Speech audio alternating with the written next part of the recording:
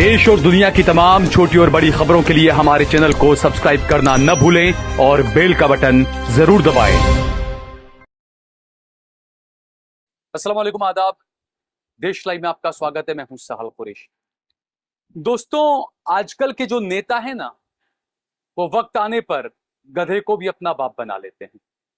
ये आप जो टेलीविजन स्क्रीन पर या अपने मोबाइल की स्क्रीन पर आप जो देख रहे हैं, ये जेडीयू के नेता लल्लन सिंह हैं। लल्लन सिंह अभी मौजूदा वक्त में नरेंद्र मोदी की सरकार में, बीजेपी एनडीए की सरकार में मंत्री हैं, केंद्रीय मंत्री हैं। आपको मैं लल्लन सिंह का एक पुराना बयान सुनाता हूं। ज्यादा पुराना नहीं है, 2 साल, 1.5 2 साल, 3 साल पुराना बयान होगा, 20-25 साल पुराना बयान नहीं है। इस बयान को आप सुनिए, आप खुद सोचेंगे कि यह आरजेडी का कोई नेता बोल रहा है, एनडीए का कोई नेता बोल रहा है, या महागठबंधन का कोई नेता बोल रहा है। आप इस बयान को पहले सुनिए। लालू प्रसाद जी जंगल राज के प्रतीक नहीं है, बिहार में सामाजिक न्याय की लड़ाई के सूत्रधार के प्रतीक के रूप में है। आपको क्या मालूम है?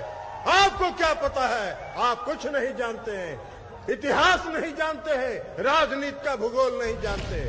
सुना दोस्तों आपने, लल्लन सिंह ये कह रहे हैं कि लालू जी जो है, लालू जी जो है वो जंगल राज के प्रतीक नहीं है। वो तो बिहार के अंदर और जो इतिहास रहा है बिहार के सामाजिक न्याय का, वो सामाजिक न्याय की लड़ाई के सूत्रधार हैं लालू जी। ये लल्लन सिंह ने कभी कहा था कि लालू प्रसाद यादव जो है वो जंगल राज के प्रतीक नहीं है। जो बिहार की जो सामाजिक जो ताना बाना है बिहार का और सामाजिक न्याय की जो लड़ाई है, उसके सूत्रधार हैं लालू प्रसाद यादव। ये लल्लन सिंह ने कहा था। और उसके आगे उन्होंने ये भी कहा था कि आप लोगों को तो कुछ अता पता है नहीं। यानी सीधे तौर पर एक तरह से नरेंद्र मोदी के लिए उन्होंने पूछा था, नरेंद्र मोदी से उन्होंने पूछा था कि आपको पता क्या है? आपको ना राजनीति का पता है, आपको ना इतिहास का पता है, आपको ना भूगोल का पता है, आप लालू जी के बारे में उल्टा सीधा बोलते हो। लालू जी जंगल राज के प्रतीक नहीं है। लल्लन सिंह आज मोदी सरकार के अंदर मंत्री बनकर बैठे हैं और जो कुछ कहा लल्लन सिंह ने वो एक तरह से सही कहा है। लालू जंगल राज के प्रतीक नहीं है, नहीं थे और नहीं हैं। ये जो मीडिया की जो कुंठा है ना, चाहे उस दौर में सरकारें किसी की भी हो, लेकिन मीडिया में जो लोग बैठे हुए हैं उच्च जाति के सारे, ये उनका गढ़ा हुआ एक शब्द था, जंगल राज। एक प्रोपेगेंडा था दलितों पर, पिछड़ों पर, इन पर राज करने के लिए। भाई कोई लालू आकर कैसे याद कर लेगा, राज कैसे कर लेगा गड़ी जाति वालों पर? इस कुंठा में यह शब्द गढ़ा गया था, जंगल राज। बिहार में चुनाव होने वाले, बहुत सारी चीजें चल रही है वहां पर। लल्लन सिंह ने जो कहा था, जेडीयू के हैं, नीतीश कुमार की पार्टी के हैं, उन्होंने जो कहा कि लालू जंगल राज के प्रतीक नहीं है, जो कहा था उन्होंने, वो बिल्कुल सही कहा था। क्योंकि जंगल राज का असली प्रतीक अगर कोई है तो ये आंकड़े बता रहे हैं, सरकारी आंकड़े हैं, सरकारी आंकड़े बता रहे हैं कि जंगल राज का प्रतीक नीतीश कुमार है। बीजेपी के साथ में जब जब सत्ता में रहे नीतीश कुमार, तब तब बिहार में अपराध का ग्राफ बढ़ता चला गया। ये सरकारी आंकड़े बता रहे हैं। मैं आपको विस्तार से बताता हूं लालू प्रसाद के राज में और नीतीश कुमार के राज में किस तरीके से अपराध बढ़ा या कम हुआ, वो मैं आपको बता रहा हूं। 1990 से 2005 तक लालू प्रसाद यादव मुख्यमंत्री रहे, या उनकी पत्नी राबड़ी देवी मुख्यमंत्री रही। 95 से 2005, माफ कीजिएगा, 1990 से 2005 तक लालू प्रसाद और उनके परिवार के लोग मुख्यमंत्री रहे। 1990 में जब वो मुख्यमंत्री बने, उसके बाद के चुनाव तक, 95 तक 1,24,000 अपराध दर्ज किए गए थे बिहार में। 1990 से 95 का आंकड़ा दे रहा हूं। और जब 1995 में वो दोबारा जब मुख्यमंत्री बने,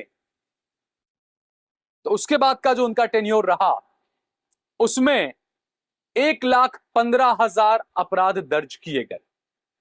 यानी 1990 में जो दर्ज किया गया था, 90 के कार्यकाल उनका जो शुरू हुआ, उसमें 1,24,000, और उसके बाद जब दोबारा मुख्यमंत्री बने तो 1,15,000 मामले दर्ज किए गए, आपराधिक मामले।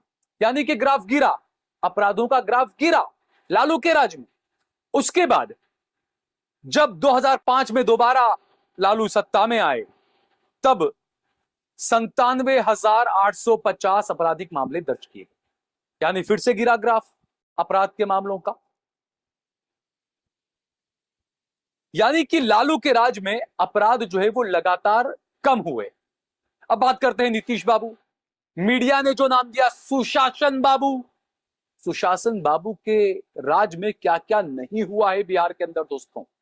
लेकिन मीडिया ने क्या, आप देखिए क्या गढ़ा है बाकी, क्योंकि बीजेपी के साथ में सत्ता में थे।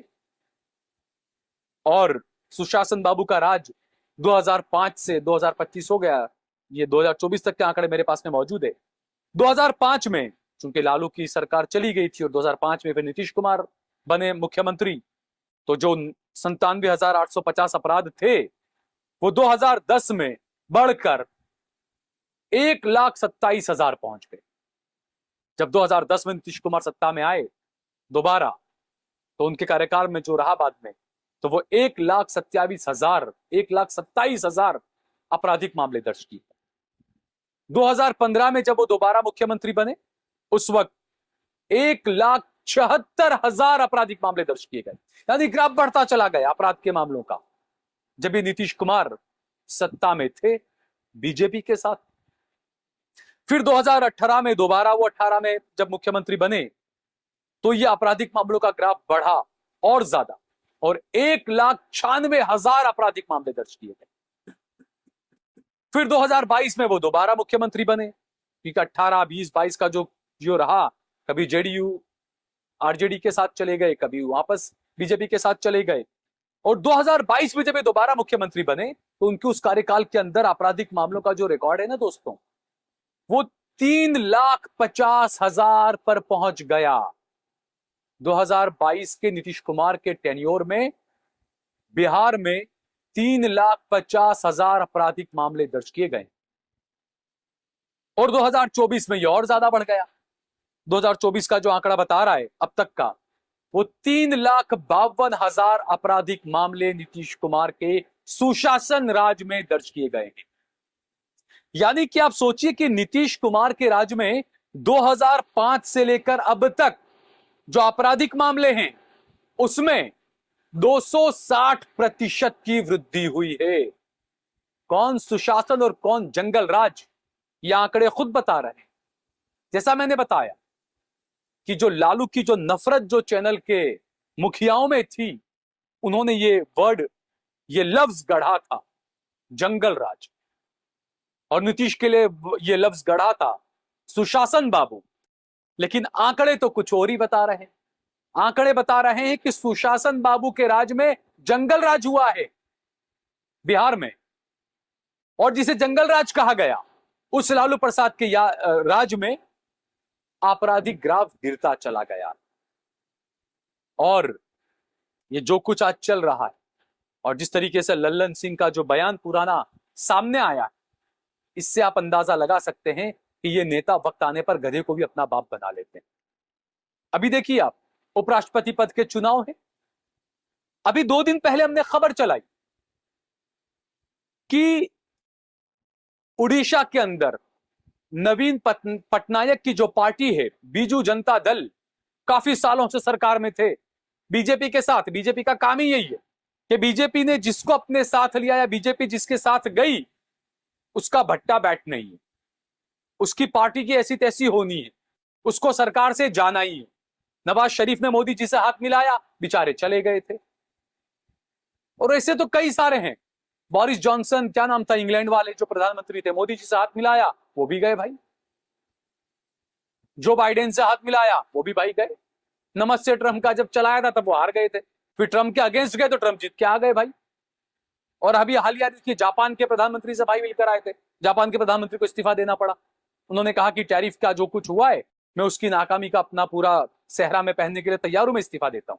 जबकि हमारे यहाँ उल्टा है, टैरिफ के बाद भी कह रहे हैं देखिए हमारा वाला झुका नहीं भाई, इस्तीफा नहीं दिया तो झुका नहीं। तो ये बड़ी अजीब सा ये है। तो नवीन पटनायक हमेशा बीजेपी के साथ थे, उनकी हालत क्या हुई आप देखिए। लोकसभा में उनका एक भी सांसद नहीं, जबकि कभी 4-4, 5-5, 10-10 सांसद उनके हुआ करते थे, अभी उनका एक भी सांसद नहीं। नीतीश का भी यही हाल हुआ है, लगातार नीतीश का ग्राफ गिरता चला गया है बीजेपी के साथ में, और अगली बार तो शायद मुख्यमंत्री बनेंगे भी। अब बीजू जनता दल के नवीन पटनायक 2 दिन पहले कह रहे थे कि देश में सबसे बड़ी वोट चोरी उड़ीसा में हुई, 30% वोट जो है वो बढ़ाए गए। ये नवीन पटनायक ने आरोप लगाया था 2 दिन पहले, लेकिन आज अचानक उन्होंने पलटी मारी। हालांकि वोट चोरी का तो आरोप लगा ही रहे, लेकिन उपराष्ट्रपति पद के चुनाव में उन्होंने कहा कि हम वोट किसी भी पार्टी को देंगे ही नहीं, न एनडीए के उम्मीदवार के लिए हम वोट डालेंगे, न इंडिया गठबंधन के उम्मीदवार के लिए हम वोट डालेंगे। यानी कि सीधे तौर पर उन्होंने वोट न देने का फैसला कर, एब्सटेन करने का फैसला कर या वॉकआउट करने का फैसला करके नरेंद्र मोदी को और एनडीए को सीधा फायदा पहुंचा दिया। यानी कि आप अगर वोट नहीं करेंगे, आप वोटिंग में हिस्सा नहीं लेंगे, तो जो बहुमत का जो आंकड़ा है 391 का 391 उपराष्ट्रपति के चुनाव को जीतने के लिए जो चाहिए वोट, वो कम होकर 370 368 पर आ जाएगा। इसी तरीके का काम बीआरएस के जो हैं उन्होंने भी किया है। अब बीआरएस के चंद्रशेखर राव ने भी कहा है कि हमारी पार्टी भी किसी को वोट नहीं देगी। अब आप सोचिए कि राज्यसभा के अंदर बीजेडी जो है नवीन पटनायक, उनके 7 सांसद हैं, अच्छा खासा वोट होता है, और बीआरएस जो है के चंद्रशेखर राव, उनकी पार्टी के 3 या 4 सांसद हैं। इन दोनों ने कहा है कि हम वोट ही नहीं देंगे, यानी सीधे तौर पर इन्होंने बीजेपी को फायदा पहुंचाने का काम किया। अब चंद्रशेखर राव जो है मुसलमानों के काफी वोट लेने का काम करते हैं, ये भाई मुसलमान का वोट चाहिए। अभी भी कुछ महीनों के बाद ही शायद मेरे ख्याल से हैदराबाद की जुबिली हिल सीट पर उपचुनाव होना है, अच्छे खासे मुस्लिम वोट है वहां पर, तो ये शायद उसी की लालच होगी उनको मुस्लिम वोट छटक न जाए। अगर हम वोट देंगे मोदी के उम्मीदवार को, बीजेपी के उम्मीदवार को, एनडीए के उम्मीदवार को, तो मुसलमान नाराज हो जाएगा। अब असदुद्दीन ओवैसी साहब से होना चाहिए कि आपके पुराने साथी रहे हैं कि चंद्रशेखर राव, उन्हें समझाइए कि भाई वोट दीजिए, इंडिया गठबंधन वालों को दीजिए, आप मुसलमानों का वोट चाहिए ना आपको, मुसलमानों ने ठेका ले रखा है ना बीजेपी को हराने का। खैर, तो ये है राजनीति नेताओं की, वक्त आने पर ये किस तरीके से पलटी मार जाते हैं इसके बारे में कोई कुछ नहीं कह सकता। कुछ लोग सही कहते हैं कि गिरगिट से ज्यादा खतरनाक तरीके से रंग जो है वो राजनेता बदलते हैं। डिस्क्रिप्शन में लिंक दी हुई है, उस लिंक पर क्लिक कर ज्वाइन बटन दबाकर आप सीधे हमारे साथ जुड़ सकते हैं, देश लाइव के साथ जुड़ सकते हैं। हमने हमारा नंबर भी दिया हुआ है। हमें आपके सहयोग की और समर्थन की सख्त जरूरत है ईमानदार पत्रकारिता को आगे बढ़ाने के लिए। वो तमाम खबरें जो गोदी मीडिया जिसे छूना तक नहीं चाहता है बल्कि उन खबरों को दबा देता है, वो खबरें हम सीधे आप तक लाते हैं, आपके सरोकार की खबरें हम आप तक पहुंचाते हैं। इसीलिए हमें आपके सहयोग की और समर्थन की जरूरत है। ज्यादा से ज्यादा हमने जो नंबर दिया हुआ है इस नंबर के माध्यम से हमारा सहयोग करें, समर्थन करें। इस वीडियो को ज्यादा से ज्यादा शेयर करें, कमेंट करें, लाइक करें। जय भारत, जय हिंद।